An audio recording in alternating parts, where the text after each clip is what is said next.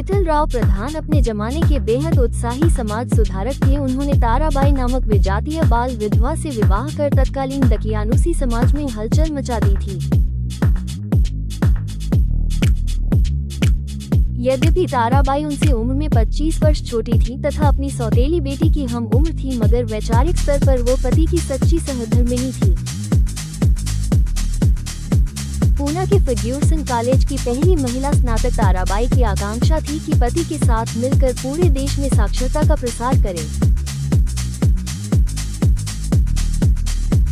ऐसे समाज सेवी एवं क्रांतिकारी विचारों वाले दंपति के यहाँ एक बिटिया जन्मी। मां अपनी बेटी को नाम भी ए ढंग का देना चाहती थी।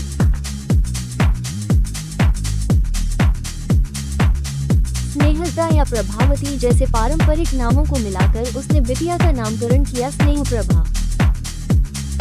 स्नेहप्रभा ने अपना बचपन देश के विभिन्न हिस्सों में बिताया। नागपुर, मुरादाबाद, सूरत, लाहौर आदि स्थानों पर रहने के कारण भारत की विभिन्न जीवन शैलियों से उसका परिचय हुआ तथा उर्दू, हिंदी, गुजराती तथा मराठी भाषाओं पर उसका अच्छा अधिकार हो गया।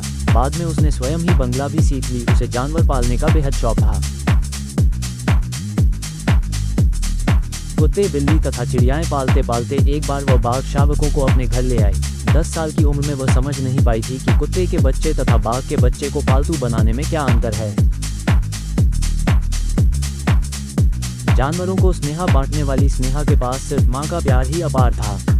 सौतेली बहन आयु में उससे बड़ी थी तथा हिल मिलकर रहने की बजाय अपनी सारी शक्ति पारिवारिक शांति को भंग करने में लगाती थी।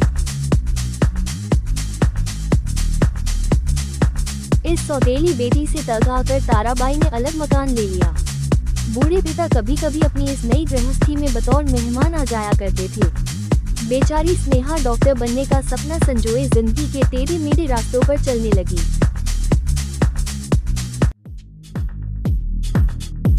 इसके बाद 1939 का साल स्नेहा प्रभा के जीवन में दर्दनाक मोड़ लेकर आया। परिवार के लिए रोटी का जुगाड़ करने वाली मां गठिया के तीव्र हमले से बिस्तर तक सीमित हो गई।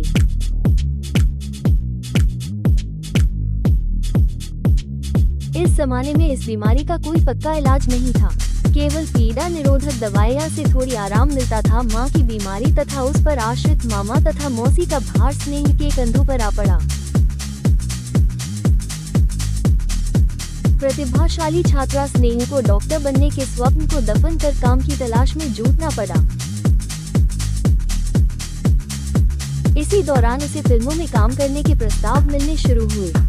बॉम्बे टॉकीज के चिमन भाई देसाई के प्रोत्साहन एवं आश्वासन उसके लिए संबल थे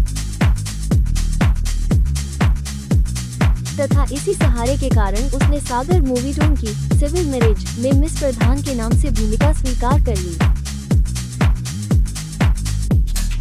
उसे 1500 रुपए प्रति माह के निश्चित वेतन पर 1 साल का अनुबंध मिल गया। इसके बाद आई एक विचित्र और असामान्य समस्या। स्नेह प्रभा की त्वचा फिल्मी मेकअप को सहन नहीं कर पाई।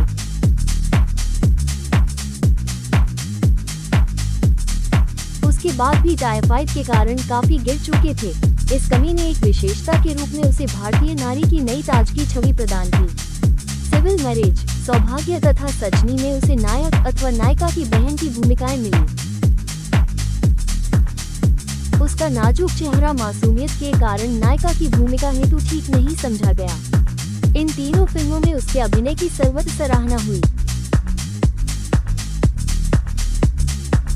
इसके बाद आई उसकी चौथी फिल्म पूर्ण मिलन। अपने जमाने की यह संगीत प्रधान फिल्म ईयर 2 में मिलन सिद्ध हुई।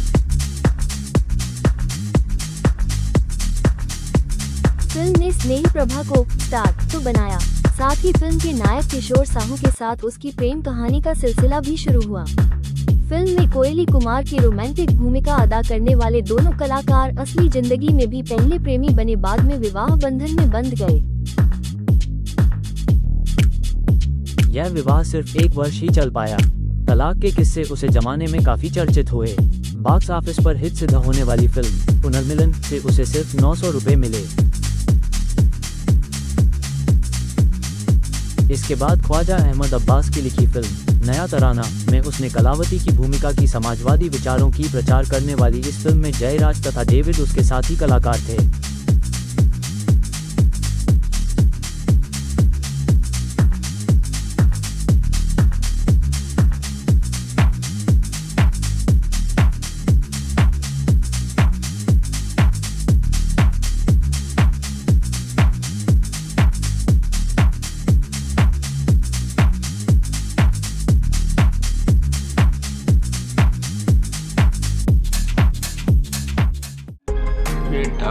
करना चाहती थी, लेकिन उन्हें कॉलेज जाने का सौभाग्य प्राप्त नहीं हुआ।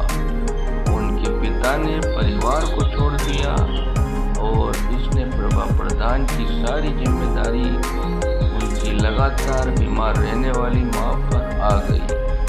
ऐसे समय में उनके पारिवारिक मित्र और बॉम्बे टॉकीज के फिल्म निर्माता चिमन भाई देसाई उनकी सहायता के लिए आगे आए और इसने प्रभा प्रधान के अभिनय कैरियर की शुरुआत हुई।